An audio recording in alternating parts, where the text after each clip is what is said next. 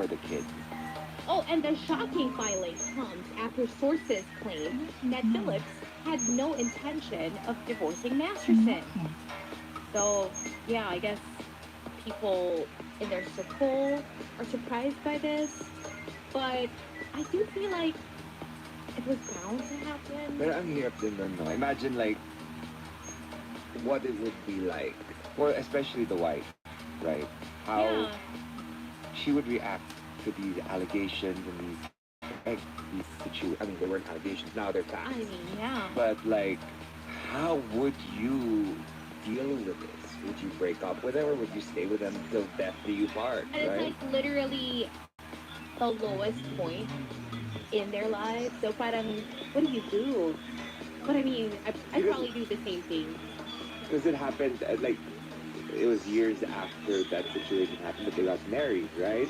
So Oh, I'd peace out too. I mean, he didn't tell her any of this, right? So like, he's basically lying to her. Yeah, and it's gonna make. I think that's grounds. I feel like when something like this happens, like you kind of just wanna have a fresh start, especially since they have a daughter. So maybe she's just doing what she feels is best for the kid. Yeah, and what would the daughter do, right? Yeah. If mother stayed with him Yeah, exactly. after all of those things in his life. So yeah, Kind of get it, right? I think that that should have happened. Yeah. So in other news, just some additional tea. Christina Milian, remember her, is a fan of J Lo. Milian, who co-penned J Lo's 2001 hit "Play," says she has no beef over the song being placed on J Lo's sophomore album, despite originally recording it for her own LP. So she wrote the song, but it turned out to be J Lo's hit. According to Really? Christina, though, hands down, she killed it. She's so good. I love that song. And I couldn't believe at 19 years old, I wrote a song for J Lo. Oh wow. Is that a little shade? I think that might be shade. And not just shade, like just stating facts. I wrote that song.